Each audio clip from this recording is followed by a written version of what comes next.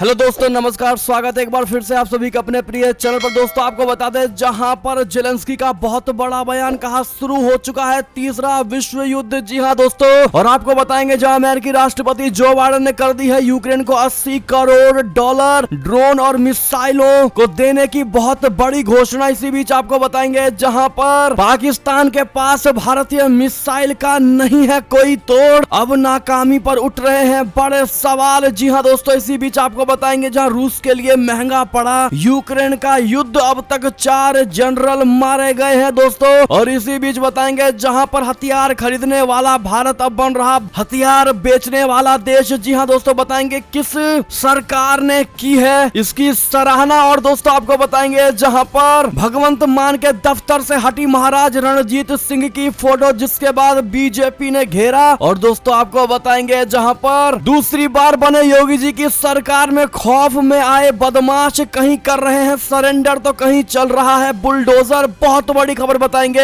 जहां पर खुद तख्ती लेकर बदमाश थाने पहुंच रहे हैं दोस्तों, और कह रहे हैं कि मैं आत्मसमर्पण कर रहा हूं, कृपया करके मुझे गोली मत मारो। बताएंगे दोस्तों सबसे बड़ी खबर आपको, तो आराम से बने रहिएगा वीडियो के अंत तक। और अभी खबरों में आगे बढ़ने से पहले हमेशा की तरह मानते हैं कि मोदी जी हैं तो हर चीज संभव है, भारतीय सेना है तो अपना देश गर्व से जी रहा है, और आपको भी भारतीय होने पर शान है। और मानते हैं कि भारत देश नंबर 1 देश है और भारत की विदेश नीति सबसे बेस्ट है। तो इस वीडियो का भी कर दीजिए लाइक, चैनल को कर दीजिए सब्सक्राइब, बेल आइकन दबाइए, साथ ही कमेंट बॉक्स में लिख दीजिएगा जय हिंद। जी हाँ दोस्तों, तो चलते हैं पहली और सबसे बड़ी खबर की तरफ, जहां पर यूक्रेनी राष्ट्रपति जेलेंस्की ने कहा शुरू हो चुका है तीसरा विश्व युद्ध।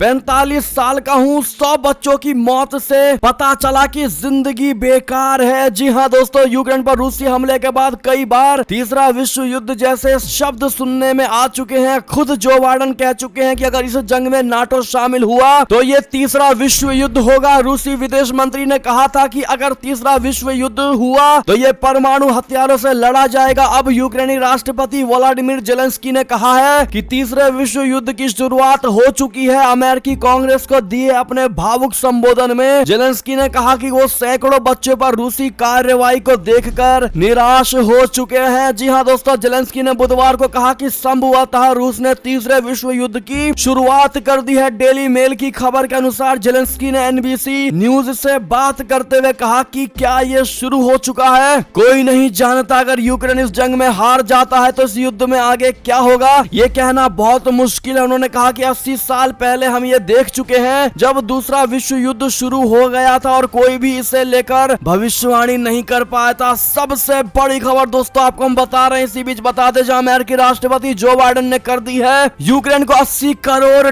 ड्रोन और मिसाइलें देने की बड़ी घोषणा। जी हां दोस्तों, अमेरिकी राष्ट्रपति जो बाइडेन ने बुधवार को व्हाइट हाउस में टिप्पणी के दौरान यूक्रेन को $80 करोड़ की अतिरिक्त सुरक्षा सहायता देने की बड़ी घोषणा कर दी है। जो बाइडेन ने कहा है कि यूक्रेन के लिए हमारे समर्थन और पुतिन को बहुत भारी कीमत चुकाने के हमारे दृढ़ संकल्प के साथ दुनिया एकजुट है। अमेरिका इस प्रयास का नेतृत्व कर रहा है। अमेरिका सहयोगी और भागीदारों के साथ एक विशाल स्तर की सुरक्षा और मानवीय सहायता प्रदान कर रहा है। हम आने वाले दिनों और हफ्तों में और अधिक मदद करना जारी रखेंगे। जी हाँ दोस्तों, इसी बीच आपको बता दें जहां पर यूक्रेन का सबसे बड़ा दावा, जंग में मारे गए 14,000 से ज्यादा रूसी सैनिक, 108 हेलीकॉप्टर्स हुए तबाह। जी हाँ दोस्तों, यूक्रेन की ओर से दावा किया गया है कि अब तक हुए जंग में 14,000 से ज्यादा रूसी सैनिक मारे गए हैं। इसके अलावा रूस को 108 हेलीकॉप्टर्स, 864 वाहन, 3 जहाजिया नाव, 60 फ्यूल टैंक और 11 ड्रोन समेत कई चीजों का नुकसान उठाना पड़ा है। जी हाँ दोस्तों, इसी बीच आपको बता दें जहां पर क्या पाकिस्तान के पास भारतीय मिसाइल का नहीं है कोई तोड़, अब उसके नाकामी पर उठ रहे हैं बड़े बड़े सवाल। जी हाँ दोस्तों, भारत की एक सुपरसोनिक क्रूज मिसाइल हाल ही में पाकिस्तान में क्रैश हो गई। इस मिसाइल क्रैश से पाकिस्तान में खलबली मच गई और भारत पाकिस्तान के बीच एक नया विवाद छिड़ गया। ये कोई पहला मौका नहीं है जब भारत के रूसी मूल के सुपरसोनिक मिसाइल ने पाकिस्तान में हंगामा खड़ा किया हो। इस तरह की घटनाओं से पाकिस्तान के एयर डिफेंस सिस्टम पर गंभीर सवाल खड़ा होता है। इस घटना के कुछ दिनों बाद ब्रह्मोस मिसाइल एक बार फिर सुर्खियों में आ गई है। समाचार एजेंसी ANI ने एक रिपोर्ट में बताया है कि भारत ब्रह्मोस के लिए एक एयर लॉन्च वर्जन विकसित कर रहा है, जिससे ब्रह्मोस मिसाइल 800 किलोमीटर से अधिक दूरी पर दुश्मन के ठिकानों पर हमला करने में सक्षम होगी। इससे पहले ब्रह्मोस 300 किलोमीटर की दूरी तक मार करने में सक्षम थी। जी हाँ दोस्तों,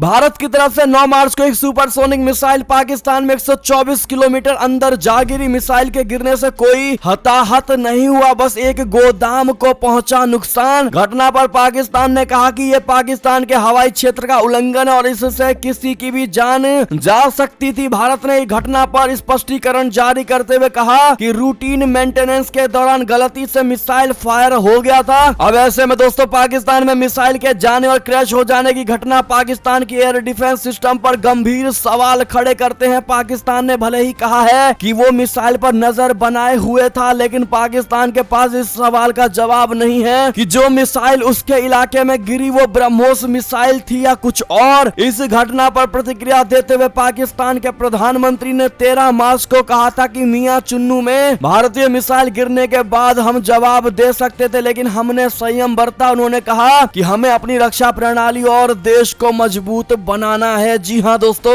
ऐसे में पाकिस्तान के एयर डिफेंस सिस्टम पर दोस्तों बहुत बड़े सवाल उठ रहे हैं कि आखिर अगर भारत द्वारा गलती से ही सही मिसाइल ब्रह्मोस मारा गया, दोस्तों गलती से चली, लेकिन उसके बावजूद भी पाकिस्तानी एयर स्पेस में आने के बाद उन्होंने उसको मार करके क्यों नहीं गिरा पाए। इससे साफ झलकता है दोस्तों कि पाकिस्तान के पास वो क्षमता ही नहीं है कि किसी भी ऑब्जेक्ट को वो हवा में मार गिराए। जी हाँ दोस्तों, और इससे भारत ने भी बहुत बड़ा सीख लिया है दोस्तों फ्यूचर के लिए। आप किस पर क्या राय होगी कमेंट करके जरूर बताइएगा। दोस्तों बढ़ते अगली खबर की तरफ, जहां रूस के लिए महंगा पड़ रहा यूक्रेन युद्ध, अब तक 4 जनरल मारे गए। जी हाँ दोस्तों, रूसी सैनिक यूक्रेन पर 3 सप्ताह से अधिक से आक्रमण कर रही है, लेकिन रूस के लिए यूक्रेन पर नियंत्रण करना मुश्किल रहा। इस पूरे युद्ध में यूक्रेन का तो नुकसान हो ही रहा है, इसके साथ ही रूस को भी बेहद नुकसान पहुंचा है। यूक्रेन के राष्ट्रपति वोलोडिमिर जेलेंस्की ने बताया है कि लड़ाई में अब तक 4 रूसी जनरल मारे गए हैं। जी हाँ दोस्तों, बीबीसी ने विशेषज्ञों के हवाले से बताया है कि यूक्रेन में करीब 20 जनरल रूसी ऑपरेशन का नेतृत्व कर रहे हैं। इसका मतलब यह है कि अगर 5 जनरल की मौत की पुष्टि हो जाती है तो रूस के जनरलों का 5वां हिस्सा कार्रवाई में मारा जा चुका है। अगली खबर की बात करें, जहां हथियार खरीदने वाला भारत अब बन रहा है हथियार बेचने वाला देश। बता दें किसने की सरकार की सराहना। जी हाँ दोस्तों, भारत 7 देशों को बेचता है हथियार, इनमें दक्षिण चीन सागर के देश भी शामिल। हथियार बेचने वाले दुनिया के शीर्ष 25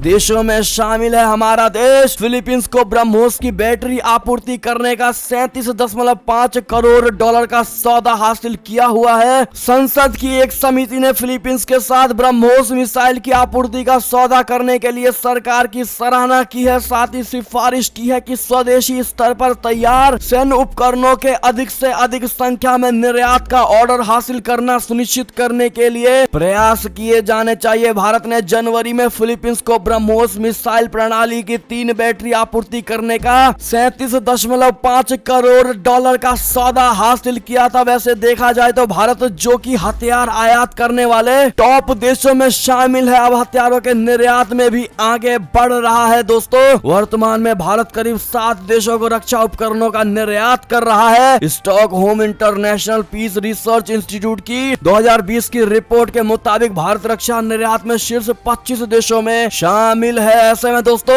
अगर आपको भी भारतीय होने पर गर्व है तो हमें गर्व है कि हम भारतीय हैं, जरूर कह दीजिएगा, और मोदी है तो मुमकिन है कहना बिल्कुल मत भूलिएगा। दोस्तों बढ़ते अगली खबर की ओर, जहां डीआरडीओ ने रिकॉर्ड 45 दिन में बनाई बहुमंजिला इमारत, यहां तैयार होंगे लड़ाकू विमान। रक्षा मंत्री राजनाथ सिंह ने किया इसका बड़ा उद्घाटन। जी हां दोस्तों, रक्षा अनुसंधान एवं विकास संगठन ने बेंगलुरु के एरोनॉटिकल डेवलपमेंट एस्टेब्लिशमेंट बोले तो एडीई में फ्लाइट कंट्रोल सिस्टम के लिए इन हाउस टेक्नोलॉजी का इस्तेमाल करके रिकॉर्ड 45 दिन में एक बहुमंजिला इमारत का निर्माण कर दिया है। दोस्तों अधिकारियों ने गुरुवार को यह जानकारी दी है। रक्षा मंत्री राजनाथ सिंह ने गुरुवार को इस इमारत का उद्घाटन किया। इस दौरान उनके साथ कर्नाटक के मुख्यमंत्री बसवराज बोम्बई और डीआरडीओ चीफ जी सतीश रेड्डी भी मौजूद रहे। ऐसे में दोस्तों थैंक यू डीआरडीओ कहना मत भूलिएगा। अगली खबर की बात करें दोस्तों, जहां पर ओआईसी की बैठक से जुड़ी बड़ी खबर, पाकिस्तान फिर भारत विरोधी एजेंडे के साथ तैयार। मुस्लिम बाहुल्य वाले 40 से ज्यादा देश, इसमें करेंगे शिरकत। लेकिन सब में बड़ी बात दोस्तों ये है कि उइगर मुस्लिमों को सताने वाले चीन को ओआईसी बैठक में स्पेशल गेस्ट बनाएगा पाकिस्तान। जी हाँ दोस्तों, पाकिस्तान 22 और 23 मार्च को इस्लामाबाद में इस्लामिक सहयोग संगठन यानी ओआईसी के विदेश मंत्रियों की एक बैठक आयोजित कर रहा है। पाकिस्तानी मीडिया रिपोर्ट्स के मुताबिक इमरान खान सरकार ने इस बैठक में चीन के विदेश मंत्री को स्पेशल गेस्ट के तौर पर आमंत्रित किया है दोस्तों, जो कि उइगर मुस्लिमों को सबसे ज्यादा सताया जाता है दोस्तों चाइना के द्वारा, और ऐसे में चाइना को ही मुस्लिमों का स्पेशल गेस्ट बनाया जा रहा है। इस पर आपकी क्या राय होगी कमेंट में जरूर बताइएगा दोस्तों, और इस वीडियो को ज्यादा से ज्यादा शेयर करिएगा अपने भाई बहनों में। अगली खबर की बात करें जहां पर भगवंत मान के दफ्तर से हटी महाराजा रणजीत सिंह की फोटो बीजेपी ने इसको लेकर घेरा है। आपको बता दें पंजाब में भगवंत मान को सीएम पद की शपथ लिए एक दिन ही हुआ है और वे विवादों में आ गए हैं दोस्तों। दरअसल मुख्यमंत्री भगवंत मान के दफ्तर से पंजाब के महाराजा रणजीत सिंह का चित्र हटाने को लेकर यह विवाद खड़ा हुआ है। बीजेपी ने इस मामले पर मान का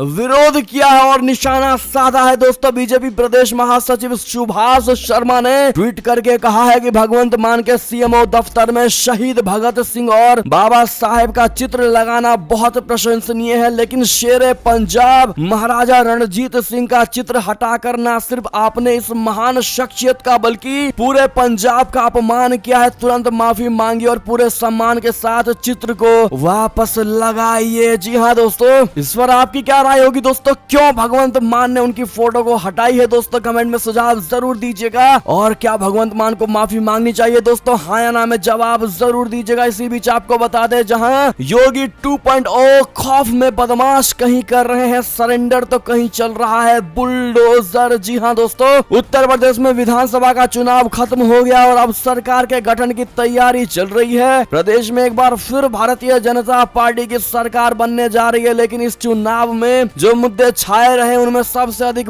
चर्चा बुलडोजर का हुआ। यहाँ तक कि मतगणना के बाद जब भाजपा को प्रचंड बहुमत मिला तो पूरे प्रदेश में जगह जगह भाजपा कार्यकर्ताओं ने बुलडोजर के साथ जीत का जश्न मनाया है दोस्तों। मेरठ में पुलिस 15 मार्च को पुलिस कस्टडी से फरार 2.5 लाख के इनामी बदन सिंह बद्दो और उसके सहयोगी द्वारा अवैध तरीके से जमीन कब्जा कर उस पर मार्केट और फैक्ट्री बनाने पर पुलिस ने कार्रवाई करते हुए जमीन को कब्जा मुक्त कराया। इससे पहले बदन सिंह बद्दो की करोड़ों रुपए की कोठी का भी ध्वस्तीकरण किया। जी हाँ दोस्तों, और ऐसे में जो बड़ी खबर आ रही है जहां योगी सरकार के पहले कार्यकाल में अपराधियों के हुए ताबड़तोड़ एनकाउंटर और एक बार फिर बदमाशों के खिलाफ सरकार की ओर से सख्त कदम उठाए जाने की संभावना को देखते हुए अपराधियों ने सरेंडर करना शुरू कर दिया है। बुधवार को चिलकाना थाने में 4 हिस्ट्री शीटरों ने पहुंचकर पुलिस के सामने हाजिरी लगाई है दोस्तों और कहा है कि हमने आत्मसमर्पण कर दिया है, कृपया करके हमें गोली मत मारो। यानी कि दोस्तों अपराधियों के इस डर से ये साफ झलकता है कि योगी सरकार सुरक्षा के मामले में कितनी स्ट्रांग है।